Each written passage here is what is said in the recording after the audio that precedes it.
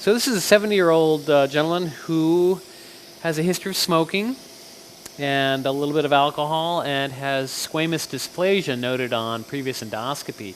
He is now 3 months out from endoscopic mucosal resection for intramucosal carcinoma in the setting of dysplastic squamous tissue in the mid-esophagus. So we're going to take a look down, see what is going on, see how this is healed from his previous mucosal resection, and possibly perform additional mucosal resection. We'll actually do some chromoendoscopy with dilute Lugol solution to show dysplastic squamous tissue.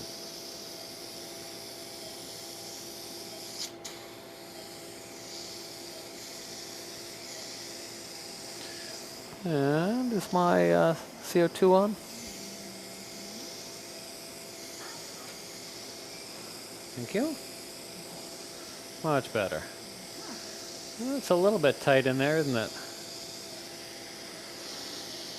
Got a therapeutic scope and a, there we go, and a balloon up. Okay, got it. You can let him go there. So, take a look down.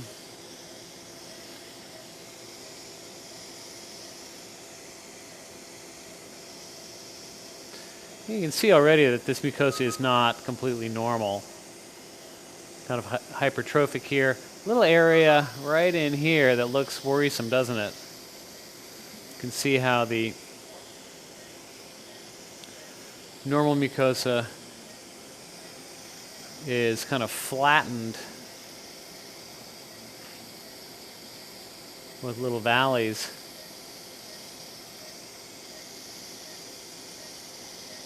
A little more irregular through here.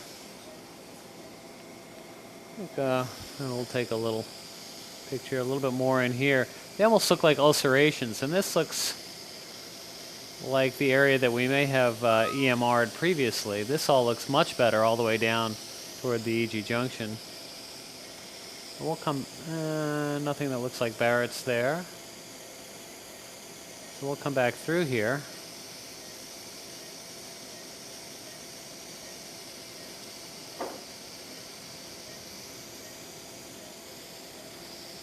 Certainly a little hypertrophic, but there's a worrisome area right there at about 34 centimeters. And right here at about 30 centimeters. So what we'll do is we'll spray this with the Lugols. This is about a 2.5% Lugol solution. And what should happen with chromoendoscopy is that the more normal squamous tissue will take up the dye, whereas the dysplastic tissue will remain whiter or take up less of the dye. So, and this is really a technique from the old days when the optics on the scopes weren't very good. And you can clearly see with this high-resolution endoscopy that mucosa is not normal at 6 o'clock. And the question is, are there other areas in here that are abnormal? So we'll go distal first and we'll spray here. Go ahead and spray. Yeah, it's good, just like that. Kind of like painting the fence. And we'll spray that around. Go ahead, a little more. Okay, that looks good. Got that pretty well covered. A little more. Good. I'll take, you can have that back. What I'll do is I'll suction this out and we'll irrigate a little bit and see what's left behind.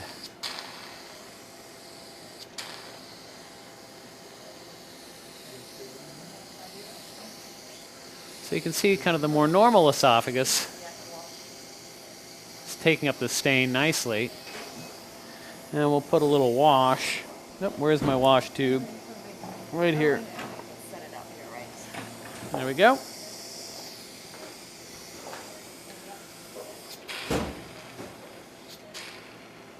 Oh, and you look at that, look at that. There's a dysplastic tissue right there.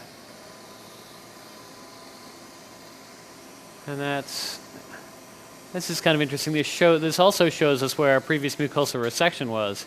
You can see the well, let's see. What can you see? You can see little lines there, little defects over at 9 o'clock where it's healed from a previous mucosal resection. Yep. But still some areas of dysplastic tissue around it. So that's clearly abnormal mucosa. And that is going to be the target for our EMR. Let's see what we got up top.